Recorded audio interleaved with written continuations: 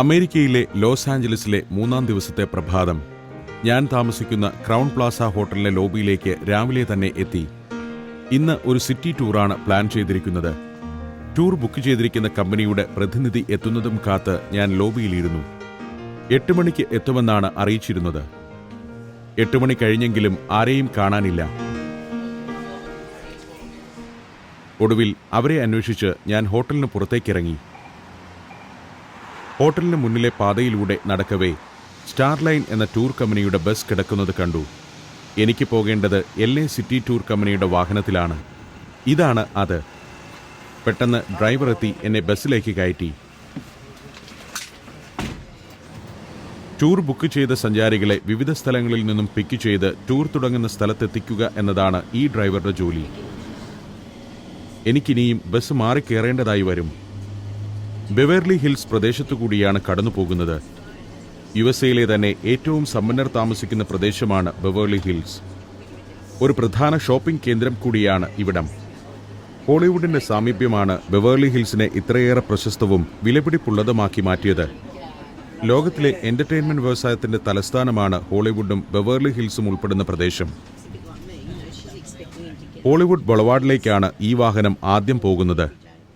അവിടെ നിന്നുമാണ് ഞങ്ങളുടെ ശരിക്കുമുള്ള ടൂർ ആരംഭിക്കുന്നത്. ഹോളിവുഡ് വിശദമായി ഒന്ന് കാണാനാണ് ഞാൻ ഈ ബസ് ടൂർ ബുക്ക് ചെയ്തത്. ഇന്നൊരു ദിവസത്തെ യാത്ര കൊണ്ട് ലോസ് ആഞ്ചലസും ഹോളിവുഡുമൊക്കെ പ്രേക്ഷകർക്ക് പരിചയപ്പെടുത്തുക എന്നതാണ് ലക്ഷ്യം.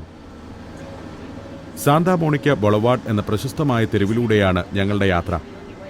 ലോസ് ആഞ്ചലസിന്റെ Westwood, century city, Beverly Hills എന്നിങ്ങനെ അതിസമ്പന്നമായ നഗരപ്രദേശങ്ങളിലൂടെ കടന്നുപോകുന്ന 4 വരി പാതയാണ് സാന്താ മോണിക്ക ബൊളവാർഡ്. നിരവധി തവണ വന്നിട്ടുണ്ടെങ്കിലും ലോസ് ആഞ്ചലസും ഹോളിവുഡും എനിക്കെന്നും ആവേശക്കാഴ്ചയാണ്. തെരുവിന് ഇരുവശവും മരനിരകൾക്കപ്പുറം അതിസമ്പന്നരുടെ വാസഗൃഹങ്ങളാണുള്ളത്. നിരവധി ഹോളിവുഡ് സെലിബ്രിറ്റികളുടെ വാസകേന്ദ്രമാണ് സാന്താ മോണിക്ക പ്രദേശം. 19-ാം നൂറ്റാണ്ടിന്റെ മധ്യകാലം വരെ ഒരു ഗ്രാമപ്രദേശമായിരുന്നു ഇത്. എന്നാൽ വിനോദ വ്യവസായം ഹോളിവുഡിൽ കേന്ദ്രീകരിച്ചതോടെ സാന്താ മോണിക്കയും പ്രതാപത്തിലേക്ക് ഉയർന്നു.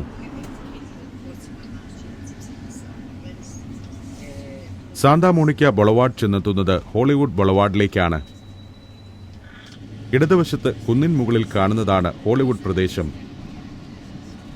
കുന്നും മലകളും നിറഞ്ഞ ഭൂപ്രകൃതിയാണ് ഹോളിവുഡിന്റെ പ്രത്യേകത. പ്രകൃതിയുടെ സൗന്ദര്യം അശേഷമില്ലെങ്കിലും ലോകത്തിന്റെ എന്റർടൈൻമെന്റ് വ്യവസായത്തിന്റെ കേന്ദ്രഭാഗമായി അത്ഭുതാവഹമായ വളർച്ചയാണ് ഹോളിവുഡ് നേടിയെടുത്തത്. മലനിരകളിൽ കാണുന്ന മിക്ക വീടുകളും പ്രമുഖ സെലിബ്രിറ്റികളുടേതാണ്.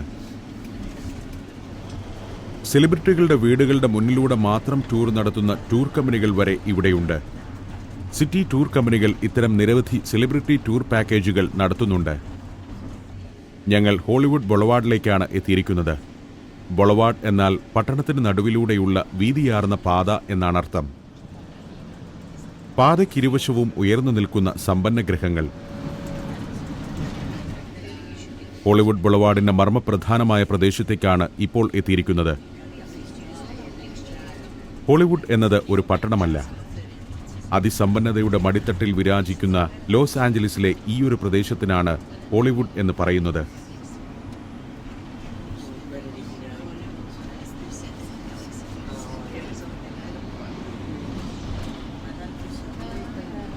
ഓസ്കാർ നിഷ അരങ്ങേറുന്ന പഴയ കൊഡാക് തിയേറ്റർ ഇടതുഭാഗത്ത്. ഇന്നത് ഡോൾബി തിയേറ്റർ എന്നാണ് അറിയപ്പെടുന്നത്. ഡോൾബി തിയേറ്റർ കടന്ന് കുറച്ചുകൂടി മുന്നോട്ട് നീങ്ങി ബസ് നിന്നു.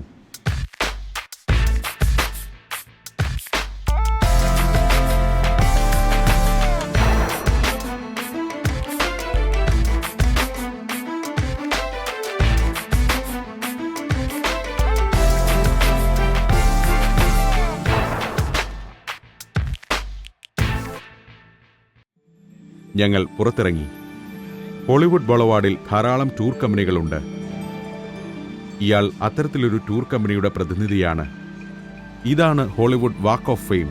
വിനോദ വ്യവസായ രംഗത്ത് വ്യക്തിമുദ്ര പതിപ്പിച്ച അഭിനേതാക്കളുടെയും സംഗീതജ്ഞരുടെയും സംവിധായകരുടെയും നിർമ്മാതാക്കളുടെയും പേര് നക്ഷത്രങ്ങളിൽ ആലേഖനം ചെയ്ത നടപ്പാത. ഹോളിവുഡ് ബൊളവാർഡിന്റെ നടപ്പാതകളിൽ 2 കിലോമീറ്റർ ദൈർഘ്യത്തിലാണ് വാക്ക് ഓഫ് ഫെയിം. രാവിലെ തന്നെ ഹോളിവുഡ് കാഴ്ചകളിലേക്ക് സഞ്ചാരികളെയും വഹിച്ചുകൊണ്ടുള്ള ട്രാമുകൾ ഓടിത്തുടങ്ങിയിരിക്കുന്നു. കാണുന്നതിനായി പ്രത്യേകമായ ഒരു വസ്തുവോ സ്മാരകമോ ഇല്ലെങ്കിലും ലക്ഷക്കണക്കിന് ടൂറിസ്റ്റുകളാണ് ഹോളിവുഡിലേക്ക് ഒഴുകിയെത്തുന്നത്. ഇതാണ് ഞാൻ ടൂർ ബുക്ക് ചെയ്ത LA സിറ്റി ടൂർ കമ്പനിയുടെ ഓഫീസ്. ഇവിടെ നിന്നും ബോർഡിംഗ് പാസ് വാങ്ങണം. ബോർഡിംഗ് പാസ് വാങ്ങി സിറ്റി ടൂർ നടത്തുന്ന ബസ് കണ്ടുപിടിക്കാനായി നടന്നു. ഒടുവിൽ ബസ് കണ്ടെത്തി. അതിൽ കയറി. ബസ് പുറപ്പെടാനായി കാത്തിരിക്കുകയാണ്. അവസാനത്തെ സഞ്ചാരികളും ബസ്സിനുള്ളിൽ കയറി. ഈ ബസ്സിനുള്ളിൽ ടൂർ ഗൈഡില്ല. ഡ്രൈവർ തന്നെയാണ് കാര്യങ്ങൾ വിശദീകരിച്ചു തരുന്നത്. അങ്ങനെ ഡ്രൈവറുടെ വിവരണത്തിന്റെ അകമ്പടിയോടെ ഞങ്ങൾ യാത്ര തുടങ്ങി. ഹോളിവുഡ് ബൊളവാർഡിലൂടെ അല്പനേരം യാത്ര ചെയ്ത് ബസ് മറ്റൊരു തെരുവിലേക്ക് എത്തി. ഈ തവളപ്രതിമ ചാർലി ചാപ്ലിന്റെ പഴയ സ്റ്റുഡിയോയ്ക്ക് മുന്നിലാണ്. 1918 ചാപ്ലിൻ തന്റെ സ്വന്തം സ്റ്റുഡിയോ ഇവിടെ പണിതുയർത്തിയത്. ഇപ്പോൾ അത് ജിം ഹെൻസൺ കമ്പനിയുടെ ഓഫീസാണ്. മൈക്കിൾ ജാക്സൺ, മഡോണ തുടങ്ങിയ സംഗീതജ്ഞരുടെ ഷോ ബിസിനസ് വേദികളായിരുന്ന പ്രദേശങ്ങൾ പിന്നിട്ട് ഞങ്ങൾ യാത്ര തുടർന്നു. ലോസ് ആഞ്ചലസിലെ മറീന പ്രദേശമാണ് ഇടതുഭാഗത്തായി കാണുന്നത്. ഇതാണ് ലോസ് ആഞ്ചലസിലെ വെനീസ്.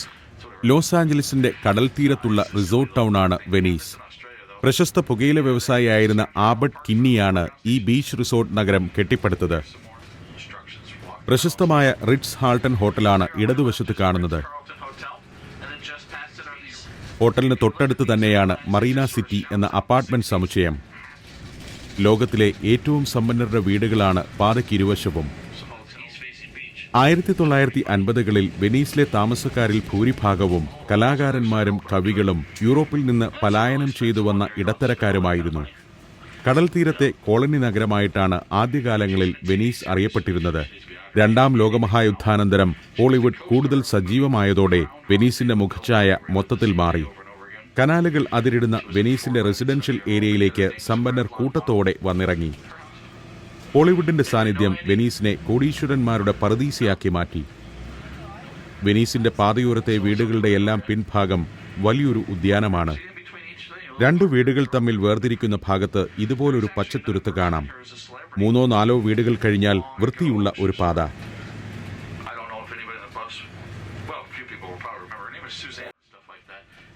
ഹോളിവുഡിലെ സിനിമാ പ്രവർത്തകരിൽ നല്ലൊരു ഭാഗം ഈ വീടുകളിലാണ് താമസിക്കുന്നത്.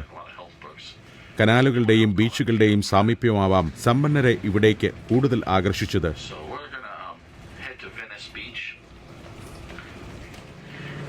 അമേരിക്കൻ വെനീസിന്റെ സൃഷ്ടാവായ ആബർട്ട് കിന്നി തന്റെ അധീനതയിലുള്ള നഗരത്തിൽ വെനീഷ്യൻ ശൈലിയിൽ കനാലുകളും റെസ്റ്റോറന്റുകളും ഓപ്പറ ഹൗസുകളും പണിതുയർത്തി. സഞ്ചാരികൾക്കായി ഒറിജിനൽ വെനീഷ്യൻ ഗൊണ്ടോളകൾ വരെ കിന്നി അമേരിക്കൻ വെനീസിലെത്തിച്ചു. സാന്താമോണിക്ക മറീനയിൽ നിന്നുള്ള വെള്ളം കുഴലുകളിലൂടെ എത്തിച്ചാണ് വെനീസിലെ കനാലുകളിലൂടെ ഒഴുക്കിയത്. വെനീസിനെ A, B, C, D എന്നിങ്ങനെ കോട്ടുകളായി തിരിച്ചിരിക്കുന്നു. ഓരോ കോട്ടിനെയും വേർതിരിക്കുന്നത് ഇത്തരം കനാലുകളാണ്.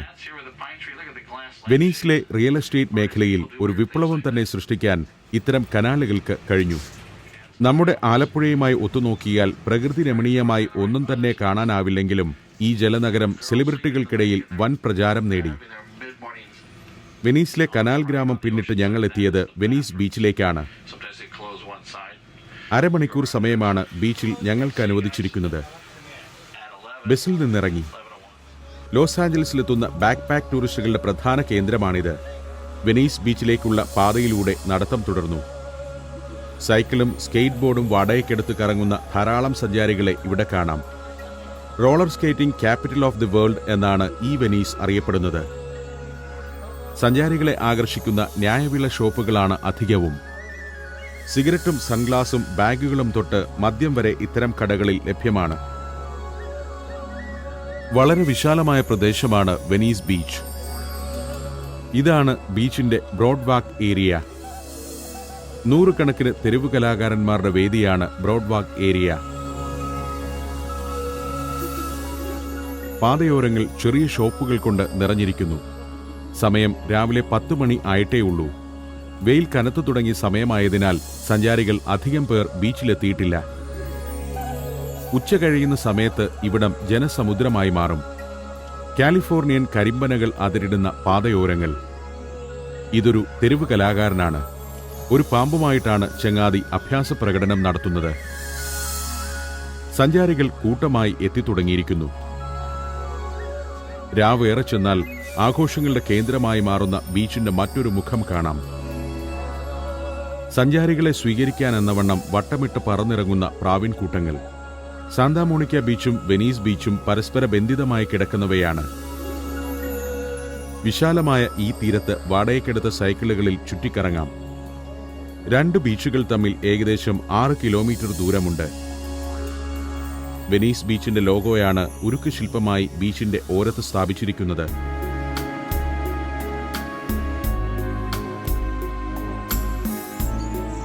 അതിന്റെ ചുവട്ടിലൂടെ നടന്ന് ബീച്ചിലേക്കാണ് ഞാൻ എത്തിയത്.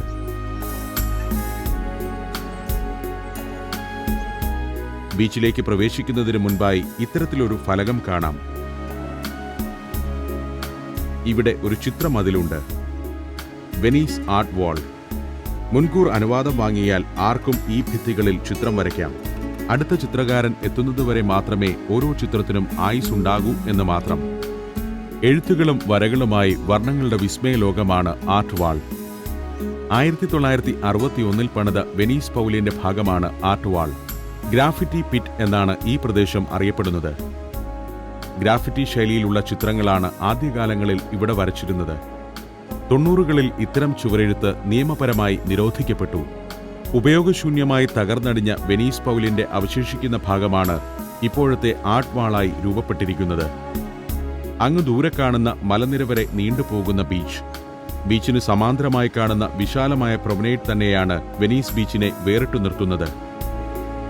പ്രൊമനേഡിന് ചുറ്റുമായി handball court, tennis court, body ബിൽഡിംഗിനായുള്ള muscle beach, skate dancing plaza എന്നിങ്ങനെ സഞ്ചാരികളെ ആകർഷിക്കുന്ന നിരവധി ഘടകങ്ങൾ ഒരുക്കിയിട്ടുണ്ട്. റോളർ സ്കേറ്റിംഗ് നടത്തുന്ന ധാരാളം സഞ്ചാരികൾ പ്രൊമനേഡിലൂടെ തലങ്ങും വിലങ്ങും പായുന്നു. സൈക്കിളിലോ ഇത്തരം റോളർ സ്കേറ്റ് ബോർഡിലോ ആണ് സഞ്ചാരികൾ വെനീസ് ബീച്ചിൽ നിന്നും സാന്താമോണിക്ക ബീച്ചിലേക്ക് പോകുന്നത്. പാതയോരത്ത് സൈക്കിളുകൾ വാടകയ്ക്ക് കിട്ടുന്ന ഷോപ്പുകളുണ്ട്. 2-3 മണിക്കൂർ നേരത്തേക്ക് ഇവിടെ നിന്നും സൈക്കിളുകൾ ലഭിക്കും. വൈകുന്നേരങ്ങളിലാണ് വെനീസ് ബീച്ച് കൂടുതൽ സജീവമാകുന്നത്. വെനീസ് ചേംബർ ഓഫ് കൊമേഴ്സിന്റെ കീഴിലാണ് ബീച്ചിന്റെ പ്രവർത്തനം. ചേംബറിന്റെ പ്രവർത്തനങ്ങളാണ് ഗ്ലോബൽ ടൂറിസ്റ്റ് ഡെസ്റ്റിനേഷനായി ബീച്ചിനെ ഉയർത്തിയത്. മറ്റു ബീച്ചുകളെ അപേക്ഷിച്ച് സർഫിംഗ് സ്പോട്ടാണ് വെനീസിന്റെ ടൂറിസ്റ്റ് അട്രാക്ഷൻ. നോക്കി നിൽക്കെ തെരുവിൽ ആളുകൾ വന്ന് നിറഞ്ഞുകൊണ്ടിരുന്നു. അമേരിക്കയുടെ വിവിധ ഭാഗങ്ങളിൽ നിന്നും 2-3 ദിവസത്തെ സുഖവാസത്തിനായി വെനീസ് ബീച്ചിലേക്ക് ധാരാളം ആളുകൾ എത്താറുണ്ട്. മൊഹാവി മരുഭൂമി പോലുള്ള പ്രദേശങ്ങളിൽ നിന്നും വേനൽക്കാലത്ത് വെനീസിലേക്ക് സഞ്ചാരികളുടെ പ്രവാഹമാണ്. പാതയോരത്ത് കൂളിംഗ് ഗ്ലാസ് കച്ചവടക്കാരും സുവനീർ വിൽപ്പനക്കാരും സജീവമാണ്. ചിലയിടങ്ങളിൽ നീന്തൽ വസ്ത്രങ്ങൾ വിൽക്കുന്ന ഷോപ്പുകളും റെസ്റ്റോറന്റുകളും കാണാം. സഞ്ചാരികളെ വലവീശി പിടിക്കാൻ നിരവധി കച്ചവടക്കാരും നിരത്തിലുണ്ട്.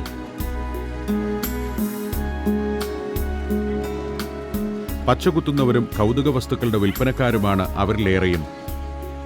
കൃത്യം അരമണിക്കൂർ കഴിഞ്ഞപ്പോൾ ഞങ്ങളുടെ ബസ്സെത്തി. ഞങ്ങൾ യാത്ര തുടർന്നു.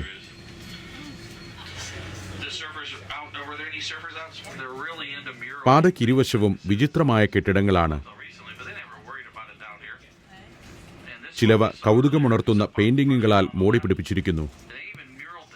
വെനീസ് ബീച്ചിലെ ആർട്ട് വാളിന്റെ സ്വാധീനമാകാം ഇത്തരം കെട്ടിടങ്ങളുടെ അലങ്കാരപ്പണിക്ക് പിന്നിൽ. സഞ്ചാരികളെ ആകർഷിച്ചു നിർത്തുന്നതിനുള്ള വിനോദ ഉപാധികളായിട്ടാണ് തദ്ദേശീയർ ഇത്തരം ചിത്രരചനകളെ ഉപയോഗിച്ചിരിക്കുന്നത്. ലോസ് ആഞ്ചലസ് എന്ന് കേൾക്കുമ്പോഴുണ്ടാകുന്ന വിനോദ ഘടകം ഓരോ അണുവിലും നിലനിർത്താൻ ഇന്നാട്ടുകാർ ശ്രദ്ധിക്കുന്നു. യാത്രയിലുടനീളം ഡ്രൈവർ ചുറ്റുമുള്ള കാഴ്ചകളുടെ വിവരണം നൽകുന്നുണ്ട്. സഞ്ചാരികളിൽ ചിലർ ശ്രദ്ധയോടെ കേട്ടിരിക്കുന്നു. ഞാൻ വിവരണം ശ്രദ്ധിക്കുന്നതോടൊപ്പം പുറത്തെ കാഴ്ചകളുടെ ചിത്രീകരണവും നടത്തുന്നു. ഒന്ന് രണ്ട് തെരുവുകൾ പിന്നിട്ട് ഞങ്ങൾ സാന്താ മോണിക്ക ബീച്ചിലെത്തി. വെനീസ് ബീച്ചിനേക്കാൾ അതിവിശാലവും സുന്ദരവുമാണ് സാന്താ മോണിക്ക ബീച്ച്. ഇവിടെ ഒട്ടനവധി വിനോദ ഘടകങ്ങൾ സജ്ജീകരിച്ചിട്ടുണ്ട്. കടലിലേക്ക് ഇറക്കിക്കെട്ടിയ ഒരു പിയറാണ് ബീച്ചിലെ പ്രത്യേകത. കടൽപ്പാലവും അതിൻ്റെ അറ്റത്തുള്ള അക്വേറിയവും ചേർന്നതാണത്. ഞങ്ങളുടെ ബസ് പിയറിനടുത്ത് നിർത്തുന്നില്ല. ഈ ടൂർ പാക്കേജിൽ ഈ പിയർ ഉൾപ്പെടുത്തിയിട്ടില്ല എന്നാണ് ഡ്രൈവർ അറിയിച്ചത്. ബസ്സിലിരുന്ന് കണ്ടാൽ മതിയെന്നാണ് ചങ്ങാതിയുടെ വിശദീകരണം. ഈ ബീച്ചും പരിസര പ്രദേശങ്ങളും നൂറുകണക്കിന് സിനിമകളുടെ ലൊക്കേഷനായിരുന്നു.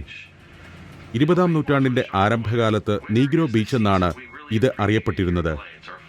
അക്കാലത്ത് കാലിഫോർണിയയിലെ African അമേരിക്കൻസിന്റെ സങ്കേതമായിരുന്നു Santa Monica beach.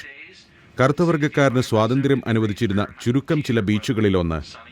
Water sport ഇനമായ സർഫിംഗിൽ പ്രശസ്തനായ ആഫ്രോ അമേരിക്കൻ താരം നിക് ഗാബിൾട്ടൺ സാന്താ മോണിക്ക സ്വദേശിയായിരുന്നു.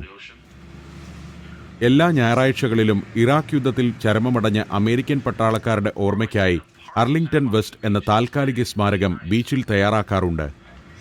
അപ്പോൾ 4000-ഓളം കുരിശുകൾ ബീച്ചിൽ നിരത്തി സ്ഥാപിക്കും. ദേശസ്നേഹം തുളുമ്പുന്ന പരിപാടികളും ഇതിനോടനുബന്ധിച്ച് നടത്താറുണ്ട്. Santa Monica pier national historic ലാൻഡ്മാർക്കാണ്. ഇതൊക്കെ സാന്താ മോണിക്ക ബീച്ചിന്റെ ഭാഗങ്ങളാണ്. അതിമനോഹരമായിട്ടാണ് ഇവിടം സംരക്ഷിച്ചിരിക്കുന്നത്. ഓഫ് സീസൺ ആയതുകൊണ്ടാവാം കഴിഞ്ഞ തവണ കണ്ടത്ര ജനത്തിരക്കില്ല. സമയം ഉച്ചയോടടുക്കുന്നു. സഞ്ചാരികൾ റെസ്റ്റോറന്റുകളിലോ ബിയർ പാർലറുകളിലോ സമയം ചെലവഴിക്കുകയാകാം. ഇതാണ് സാന്താ മോണിക്കയിലെ കടൽപ്പാലത്തിലേക്കുള്ള കവാടം. യോട്ട് ഹാർബർ കവാടം എന്നാണ് ഇതറിയപ്പെടുന്നത്. സഞ്ചാരികൾക്ക് മീൻ പിടിക്കാനുള്ള സൗകര്യമുണ്ട്. കൂടാതെ വിനോദ പരിപാടികൾക്കായി വലിയൊരു വാട്ടർ അമ്യൂസ്മെന്റ് പാർക്ക് ബീച്ചിന്റെ ഒരു ഭാഗത്തായി പ്രവർത്തിക്കുന്നു. അമേരിക്കയിലെ കിഴക്കൻ തീരത്തുള്ള ആദ്യത്തെ കോൺക്രീറ്റ് പിയറായിരുന്നു സാന്താ മോണിക്കയിലേത്. കടൽ തീരം മാത്രമല്ല, അതിന് തീരത്തെ ഷോപ്പുകളും കെട്ടിടങ്ങളും സഞ്ചാരികളെ ആകർഷിക്കത്തക്ക രീതിയിലുള്ളതാണ്. 2-3 ദിവസത്തെ അതിഗംഭീര ഷോപ്പിംഗ് വിനോദ പരിപാടികളാണ് സാന്താ മോണിക്ക സഞ്ചാരികൾക്കായി ഒരുക്കിവച്ചിരിക്കുന്നത്.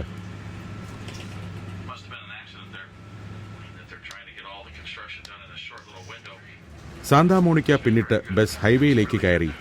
ലോസ് ആഞ്ചലസിന്റെ ഡൗൺ ടൗണിലേക്കാണ് അടുത്ത യാത്ര.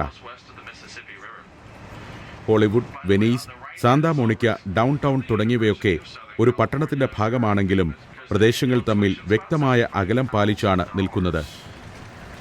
അങ്ങകലെ അമ്പരചുംബികളായ കെട്ടിടങ്ങൾ കാണുന്നതാണ് ഡൗൺ ടൗൺ പ്രദേശം. കാഴ്ചകളിലെയും രീതികളിലെയും വ്യത്യാസം കൊണ്ട് ഇവയെല്ലാം ലോസ് ആഞ്ചലസ് എന്ന ഒറ്റപ്പട്ടണത്തിന്റെ ഭാഗമാണെന്ന കാര്യം പലപ്പോഴും വിസ്മരിച്ചു പോകും. ലോസ് ആഞ്ചലസിന്റെ ഹൃദയം ഡൗൺ ടൗൺ പ്രദേശമാണ്. ഡൗൺ ടൗൺ പ്രദേശവും നഗരം രൂപപ്പെട്ട ചത്തുരവും ചിത്രീകരിക്കുക എന്നതാണ് ഈ യാത്രയിൽ എന്റെ ലക്ഷ്യം. LA എന്ന ചുരുക്കപ്പേരിൽ അറിയപ്പെടുന്ന പട്ടണം. മെക്സിക്കൻ അമേരിക്കൻ യുദ്ധാനന്തരമുണ്ടാക്കിയ ഗ്വാഡലൂപ്പെ ഹിഡാൽഗോ ഉടമ്പടി പ്രകാരം കാലിഫോർണിയ അമേരിക്കയ്ക്ക് വിട്ടുകിട്ടിയതു മുതലാണ് ലോസ് ആഞ്ചലസ് നഗരത്തിന്റെ വളർച്ച. 1848-ൽ തെക്കൻ കാലിഫോർണിയയിൽ സ്വർണ്ണ നിക്ഷേപം കണ്ടെത്തിയതോടുകൂടി Los Angeles queen of the cow counties എന്നറിയപ്പെടാൻ തുടങ്ങി. 1892-ൽ എണ്ണഖനനം ആരംഭിച്ചതോടെ നഗരത്തിന്റെ സാമ്പത്തിക നില ഉയരുകയും ചെയ്തു. ബസ് LAയിലെ ഡൗൺ ടൗൺ പ്രദേശത്തിന്റെ ഹൃദയഭാഗത്ത് എത്തി. ഇതാണ് സ്റ്റേപ്പിൾസ് സെന്റർ. ഇവിടുത്തെ പ്രമുഖമായ കൺസേർട്ട് ഹാളാണ് സ്റ്റേപ്പിൾസ് സെന്റർ. പ്രമുഖ സംഗീതജ്ഞനായിരുന്ന മൈക്കിൾ ജാക്സന്റെ മൃതദേഹം പൊതുദർശനത്തിന് വെച്ചത് ഈ സെന്ററിലായിരുന്നു. ഹോളിവുഡിലെ താരങ്ങളുമായി ബന്ധപ്പെട്ട പ്രധാന ചടങ്ങുകൾ നടക്കുന്ന ഒരു വേദി ഇതാണ്. ലോസ് ആഞ്ചലസിലെ ഏറ്റവും പ്രമുഖമായ കൺവെൻഷൻ സെന്ററായി മാറിയ സ്റ്റേപ്പിൾസ് 1999-ലാണ് നിർമ്മിച്ചത്. Mariah Carey, Beyonce, Taylor Swift, Michael Jackson തുടങ്ങി നിരവധി പ്രമുഖരുടെ കലാപ്രകടനങ്ങൾക്ക് വേദിയായ ഇടമാണിത്. സ്റ്റേപ്പിൾസ് സെന്റർ പിന്നിട്ട് കഴിയുമ്പോൾ ചെറിയൊരു ചത്തുരം കാണാം. ഇവിടെ സ്ഥാപിച്ചിരിക്കുന്ന LED വാളിൽ രാത്രി സമയത്ത് ലൈറ്റ് ആൻഡ് സൗണ്ട് ഷോ നടക്കും. പ്രഭാപൂരിതമായ അന്തരീക്ഷമായിരിക്കും ആ സമയത്ത്. ബസ് ഡൗൺ ടൗണിൽ എത്തിക്കഴിഞ്ഞു. വാണിജ്യ കേന്ദ്രങ്ങളുടെ ഹൃദയമാണ് ഡൗൺ ടൗൺ. ഇതാണ് ഡൗൺ ടൗൺ പ്രദേശത്തെ യഥാർത്ഥ കാഴ്ചകൾ. മുന്നിൽ കാണുന്ന വലിയ കെട്ടിടമാണ് US ബാങ്ക് ബിൽഡിംഗ്. ഈ തെരുവിന് ഇരുവശത്തും ധാരാളം ബാങ്കുകളുടെ ആസ്ഥാന മന്ദിരങ്ങൾ കാണാം. ഇവിടെ വളരെ രസകരമായ കുറേ കാഴ്ചകളുണ്ട്. അതിലേക്ക് ഞാൻ സഞ്ചാരം തുടർന്നു.